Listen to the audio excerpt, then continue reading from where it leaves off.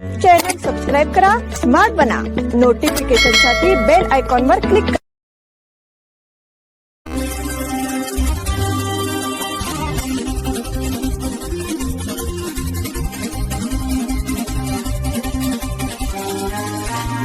नमस्कार. स्मार्ट न्यूजच्या आजच्या बुलेटिनमध्ये आपलं स्वागत. भारतीय लष्कर प्रमुखांचा पाकिस्तानला खणखणीत इशारा.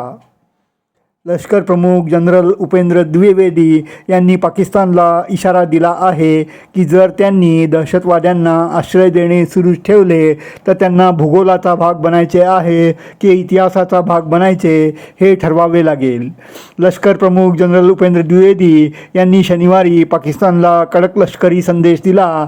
त्यांनी पाकिस्तानला इशारा दिला की जर दहशतवाद्यांना आश्रय देणे आणि भारताच्या विरोधात आपल्या कुटील कारवाया करणे सुरू ठेवले तर त्यांना हे ठरवावे लागेल की इतिहासाचा भाग बनावे लागेल. दिल्लीत युनिफॉर्म अनवेल्ड कार्यक्रमाच्या एका सत्रात भारताविरुद्धच्या कारवायांबद्दल प्रतिक्रिया देताना त्यांनी हे विधान केले.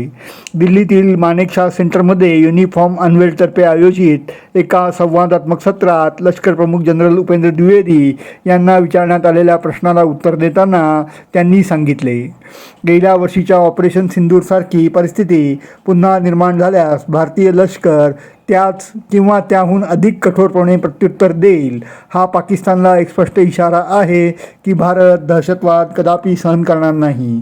लष्कर प्रमुखांचे हे वक्तव्य अशा वेळी आले आहे जेव्हा देश ऑपरेशन सिंदूरचा पहिला वर्धापन दिन साजरा करत आहे. आर्मी डायलॉग कार्यक्रमात लष्कर प्रमुख जनरल उपेंद्र द्विवेदी यांनी याबाबतची प्रतिक्रिया दिली. लोकनेते राजाराम बापू पाटील ललित कला अकादमीचा पुरस्कार वितरण सोहळा संपन्न. लोकनेते राजाराम बापू पाटील ललित कला अकादमीच्या राष्ट्रीय पुरस्कारांचे वितरण शनिवारी सायंकाळी करण्यात आले. शब्दगंध कवी मंडळाच्या सहकार्याने तुकाराम महाराज सांस्कृतिक भवन येथे हा सोहळा पार पडला. या कार्यक्रमाच्या अध्यक्षस्थानी माजी मंत्री आमदार जयंतराव पाटील हे होते. या कार्यक्रमामध्ये राजस्थान येथील सेंट्रल युनिव्हर्सिटीचे माजी कुलगुरू डॉक्टर माणिकराव साळुंखे तसेच ज्येष्ठ विचारवंत डॉक्टर अशोक चौसाळकर उपस्थित होते. त्यांनी यावेळी उपस्थितांना मार्गदर्शन केले तसेच राजाराम बापू पाटील यांच्या आठवणी कथन केल्या. या कार्यक्रमामध्ये डॉक्टर सुनील कुमार लवटे यांना जीवनगौरव पुरस्कार प्रदान करून गौरविण्यात आले. यावेळी मान्यवरांनी उपस्थित राहून कार्यक्रमाची शोभा वाढवली होती. व्यासपीठावर शब्दगंध कवी मंडळाचे अध्यक्ष अशोक अलगोंडी यांच्यासह प्रदीप पाटील, आर डी सावंत, मध्यवर्ती महाराष्ट्र केंद्र समितीचे अध्यक्ष प्रकाश मरगाळे, माजी आमदार मनोहर किणेकर, माजी महापौर मालोजी अष्टेकर आदी मान्यवर व्यासपीठावर उपस्थित होते. दिनांक 24 मे रोजी बेळगाव शहर साहित्य संमेलन भरणार. अखिल भारतीय मराठी साहित्य परिषद आणि मराठा मंदिर यांच्या संयुक्त विद्यमाने 7वे अखिल भारतीय बेळगाव मराठी साहित्य संमेलन रविवार दिनांक 24 मे रोजी होणार आहे. मराठा मंदिर येथील छत्रपती शिवाजी महाराज संमेलन नगरी येथे हे संमेलन होणार आहे. या संमेलनाच्या आमंत्रण पत्रिकेचे प्रकाशन मान्यवरांच्या उपस्थितीत करण्यात आले. मराठा मंदिरचे अध्यक्ष अप्पासाहेब गुरव यांच्यासह निमंत्रित मान्यवर यावेळी उपस्थित होते. त्यांनी या निमंत्रण पत्रिकेचे प्रकाशन केले. यावेळी ॲडव्होकेट सुधीर चव्हाण तसेच रवींद्र पाटील यांनी याबाबत माहिती दिली. या संमेलनाच्या अध्यक्षस्थानी डॉक्टर यशवंत पाटणे असणार आहेत. या संमेलनामध्ये साहित्य कृतींचा विशेष कार्यक्रम आयोजित करण्यात आला आहे. यामध्ये बेळगावकर नागरिकांनी मोठ्या संख्येने सहभागी व्हावे असे आवाहन त्यांनी केले. यावेळी डी बी पाटील, महादेव चौगुले, रणजित चौगुले यांच्यासह एम वाय घाडी आणि इतर मान्यवर बहुसंख्येने उपस्थित होते. पत्रकार एम डी मुल्ला यांना पत्रकारांच्या वतीने भावपूर्ण श्रद्धांजली. पत्रकारिता म्हणजे नेमके काय हे एम डी मुल्ला यांनी आपल्या लेखणीतून इतर पत्रकारांना आणि लोकांना दाखवून दिले असे प्रतिपादन ज्येष्ठ पत्रकार बसवंत शहापूरकर यांनी केले. बेळगावचे ज्येष्ठ पत्रकार MD मुल्ला यांचे नुकतेच निधन झाले. त्यांना पत्रकारांच्या वतीने शोकसभेत श्रद्धांजली वाहण्यात आली. यावेळी शिवराज पाटील, संजय सूर्यवंशी, उपेंद्र बाजीकर यांच्यासह बसवंत शहापूरकर, श्रीकांत काकतीकर यांनी श्रद्धांजली वाहिली. तसेच शिवाजी शिंदे यांनी देखील आपले विचार व्यक्त केले.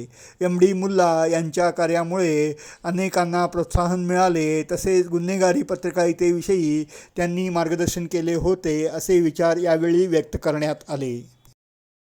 शिवम असोसिएट्सच्या संदर्भात जिल्हाधिकाऱ्यांकडून माहिती जाहीर. विविध प्रकारच्या आर्थिक फसवणुकींच्या घटना घडत आहेत. या संदर्भात पोलीस आयुक्त गेल्या 6 महिन्यांपासून अशा घटनांवर बारीक नजर ठेवून आहेत. याच प्रकारे शिवम असोसिएट्सच्या कारभाराबद्दल देखील सखोल चौकशी सुरू करण्यात आली आहे. चौकशीच्या प्राथमिक टप्प्यात 50 कोटींहून अधिक गैरव्यवहार झाल्याचा अंदाज दिसून येत आहे. या संदर्भात जिल्हाधिकारी मोहम्मद रोशन यांनी पत्रकार परिषदेत याबाबतची माहिती दिली. शिवम असोसिएट संस्थेच्या कार्यालयावर जिल्हा प्रशासन आणि सहकार विभागाने टाकलेल्या धाडीमध्ये आता यामध्ये गैरव्यवहार झाल्याचे स्पष्ट होत आहे. आता हे प्रकरण अधिक चौकशीने तपासण्यात येत आहे. उच्च परताव्याचे आमिष दाखवत कोट्यावधी रुपयांची गुंतवणूक उभी केल्याचा आरोप या संस्थेवर आहे. या संदर्भात गुंतवणूकदारांच्या रकमेबाबत सुरक्षितता घेण्याच्या दृष्टीने कार्यवाहीस प्रारंभ करण्यात आला आहे. त्याचसाठी आता ही कारवाई करण्यात आल्याचे त्यांनी सांगितले. मोठ्या रकमेचा परतावा देण्याच्या आमिषामुळे अनेक लोकांनी, तब्बल 35,000 लोकांनी या संस्थेत ठेवी ठेवलेल्या आहेत. काही निवृत्त कर्मचारी यामध्ये गुंतवणूक केलेले असल्याची माहिती देखील त्यांनी नाकारली नाही. प्रथमदर्शनी हाती मिळालेल्या माहितीचा अहवाल महसूल विभागाबरोबरच सरकारलाही पाठवण्यात आला आहे. संस्थेच्या आर्थिक तसेच इतर सामग्रीवर निर्बंध लादण्यात आले आहेत, अशी माहिती देखील त्यांनी दिली.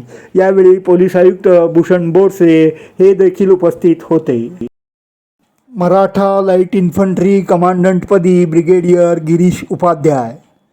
मराठा लाईट इन्फंट्री रेजिमेंटल सेंटरच्या कमांडंटपदी ब्रिगेडियर गिरीश उपाध्याय यांची गुरुवारी नियुक्ती झाली.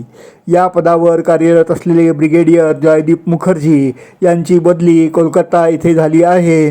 गुरुवारी ब्रिगेडियर उपाध्याय यांनी पदाची सूत्रे स्वीकारली. त्यांनी यापूर्वी 23 सेक्टर आसाम रायफलमध्ये कमांडंट पदाची धुरा सांभाळलेली आहे. कॅन्टोन्मेंट बोर्डमध्ये CEO सुदाम मंचलवार व सरकार नियुक्त सदस्य सुधीर तुपेकर यांनी त्यांचे स्वागत केले.